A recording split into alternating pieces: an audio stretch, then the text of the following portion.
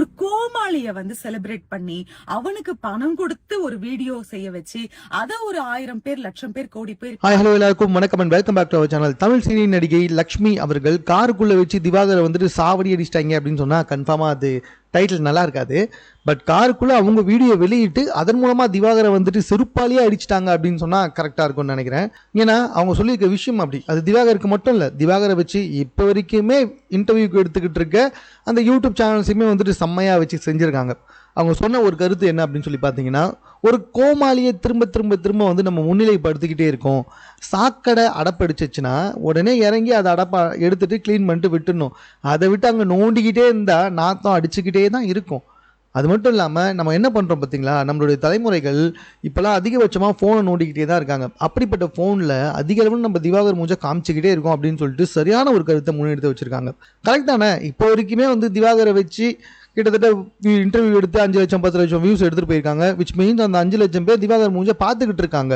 So எத்தனையோ பேர் சினிமாவில் தன்னுடைய ஃபேஸ் ஒரு 1000 பேருக்கு போய் சேர்ந்துடாதா? நல்ல உண்மையான திறமை உள்ள நடிகர்கள்.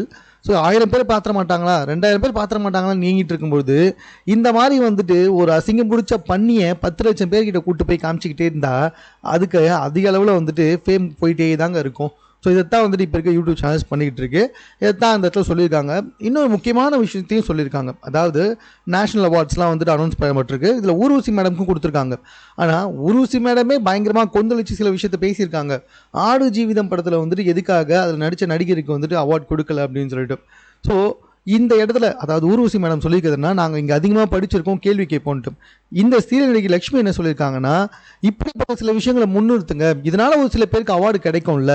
ஸோ இதனால் நேஷனல் அவார்டு கொடுக்குற கமிட்டியில் கூட இதனால் அவங்களுக்கு திரும்ப அவார்டு கிடைக்க வாய்ப்பு இருக்குது. இப்படிப்பட்ட நல்ல விஷயத்துக்கு நம்ம போராடும்போது சரியான பர்சன்ஸ்க்கு அவார்டு கிடைக்கும். அதை விட்டுட்டு நம்ம இப்படி கேவலமானவங்களை கூட்டு வச்சுக்கிட்டு அவனை இன்டர்வியூ எடுத்து அவனை வளர்த்து விட்டுறது எந்த விதத்திலும் சரியில்லை அப்படின்னு சொல்லிட்டு லக்ஷ்மி பேசியிருக்காங்க.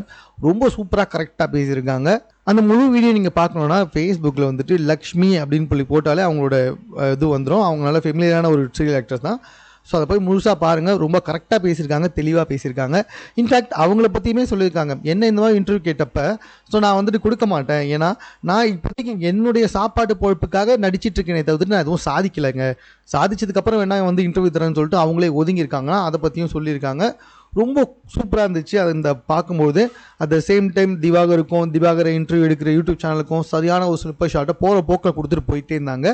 ஸோ அந்த வீடியோ வேணால் நீங்களே போய் பார்க்கலாம். மேலும் இது போன்ற செய்திகளுடன் கூட தெரிந்து கொள்வதற்கு நம்ம சென்னை சேனலை சப்ஸ்கிரைப் பண்ணுங்கள். இது குறித்த உங்களுடைய கருத்துக்கள் எதுவாக இருந்தாலும் கமெண்ட்டில் நீங்கள் பதிவு செய்யலாம்.